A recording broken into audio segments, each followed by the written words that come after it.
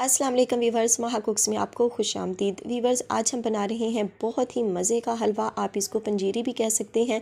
New mothers के लिए ये बहुत ही ज़बरदस्त है और हर किस्म के जोड़ों के लिए, दर्दों के लिए, पट्ठों के खचाव के लिए, सर्दियों में जो पुराने दर्द हमारे शुरू हो जाते हैं उसके लिए भी बेतहाशा मज़े की है और बेतहाशा अच्छी है। और मज़े की इतनी है कि बच्चे भी इसको बहुत खुशी से इंजॉय करेंगे और बड़े भी इसको बिल्कुल नहीं छोड़ने वाले। तो चलें करते हैं फटाफट से इस रेसिपी को बनाना स्टार्ट।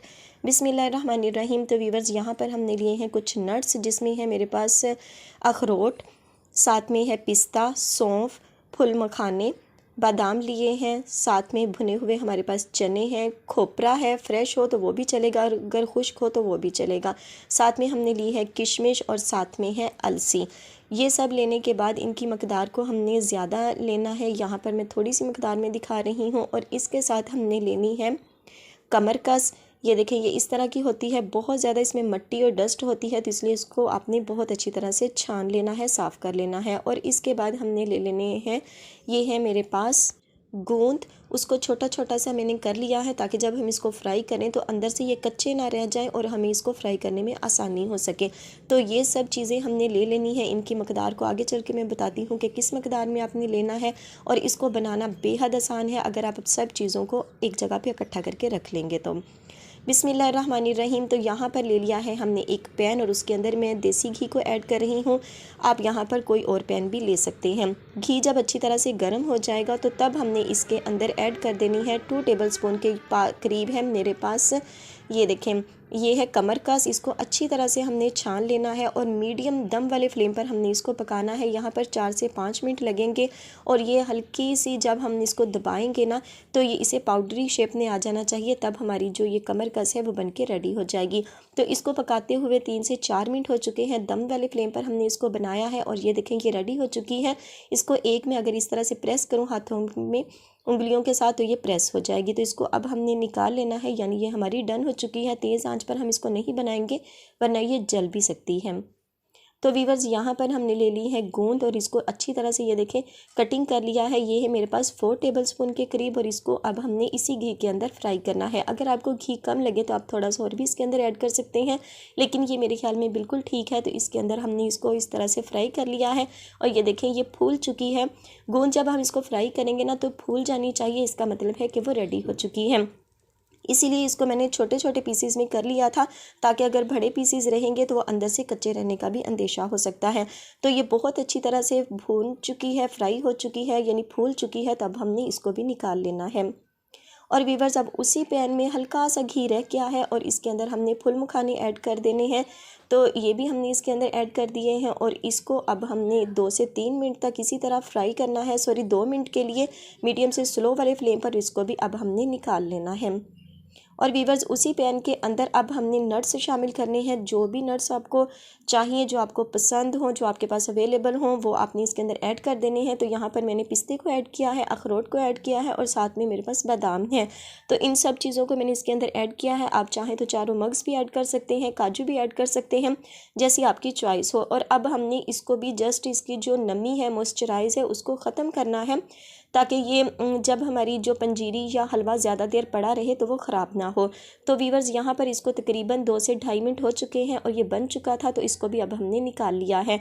यहाँ पर है मेरे पास भुने हुए चने। इसका जो छिलका है ऊपर वाला वो मैंने नहीं लिया था, वो दूसरे लिए थे जो छिलके के बगैर हैं। अगर आप चाहें तो छिलके वाले भी ले सकते हैं। और 1 मिनट के बाद ये देखिए इसका मॉइस्चराइज ख़त्म हो चुका है।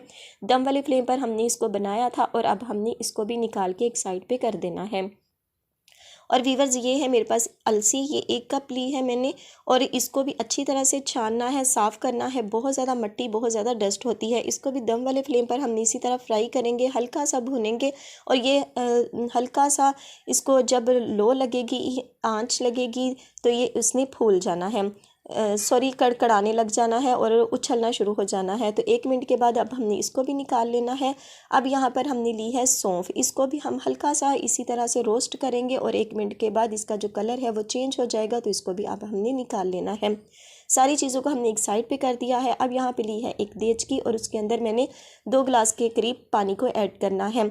पानी जब ऐड हो जाए तो तब हमने इसके अंदर चीनी को शामिल करना है। 1 किलो मैंने यहाँ पर चीनी ली है और इसको अब हमने इसके अंदर ऐड कर देना है। और अब हमने इस चीनी को हमने जस्ट मेल्ट करना है, कोई शीरा नहीं बनाना 1 तार का या 2 तार का, और इसके अंदर कुछ भी ऐड नहीं करना, ना ही लेमन ना ही कुछ और।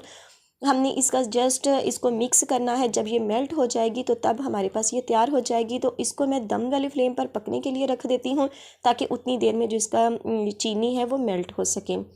और यहाँ पर एक कढ़ाई के अंदर मैंने ले लिया है बेसन। बेसन है मेरे पास 1 किलो और इसको अच्छी तरह से 2 से 3 बार मैंने छान लिया है। उसके तमाम जो गुठलियाँ हैं वो ख़त्म हो जानी चाहिए।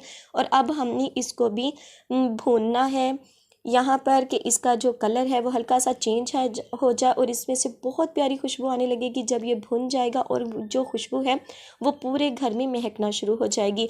तो दम वाले फ्लेम पर हमने इसको बनाया है। आँच यहाँ पर भी हम तेज़ नहीं करेंगे वरना इसने फ़ौरन से ही जल जाना है और आपका जो हलवा है या पंजीरी है वो ख़राब हो जाएगी। तो इसको भी अब हमने निकाल लेना है।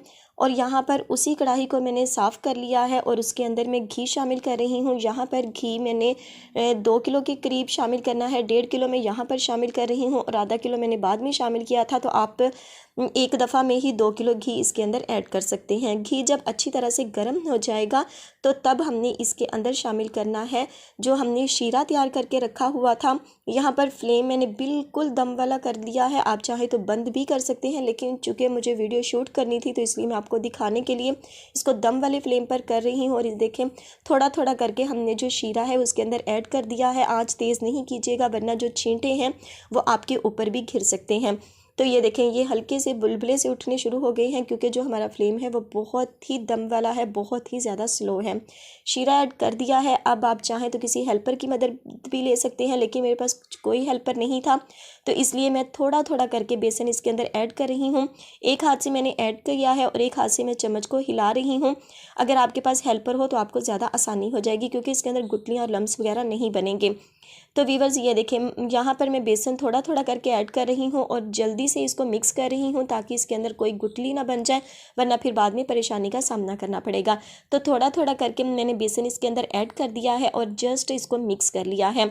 अब हमने जो तमाम चीज़ों को ग्राइंड किया था, पीसा था, जो हमने स्टार्टिंग में की थी, फ्राई की थी, वो हमने सारी पीस के इसके अंदर ऐड कर दी हैं।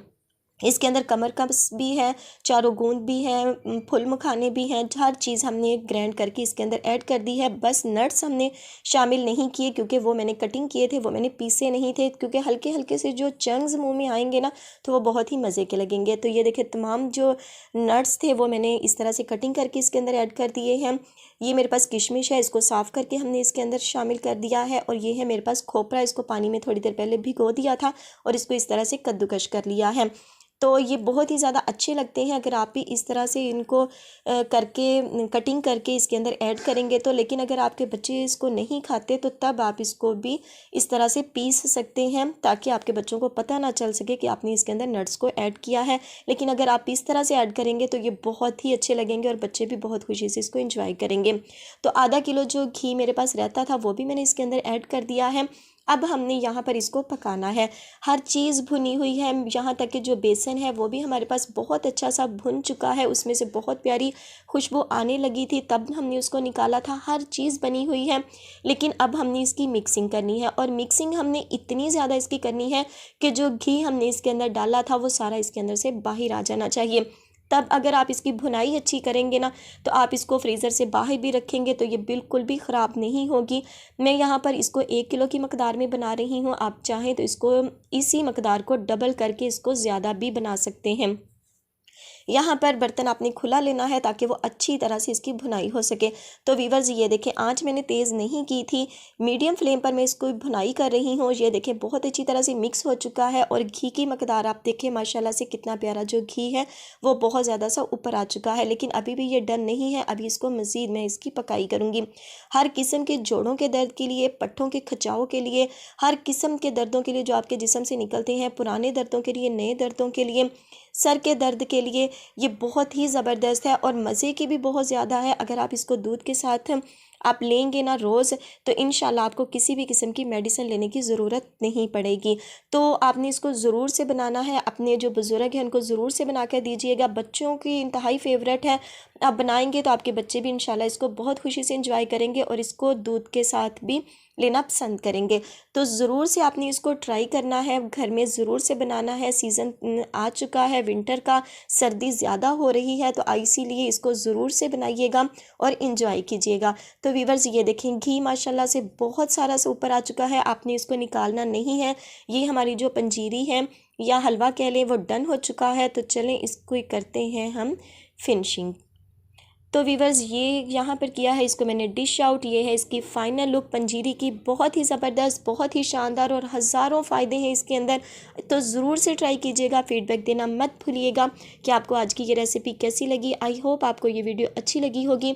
तो ज़रूर से ट्राई कीजिएगा, लाइक ज़रूर कीजिएगा, सब्सक्राइब ज़रूर कीजिएगा, दोस्तों में रिलेटिव्स में ज़रूर शेयर कीजिएगा। तो इंशाल्लाह मिलेंगे किसी नेक्स्ट वीडियो के साथ।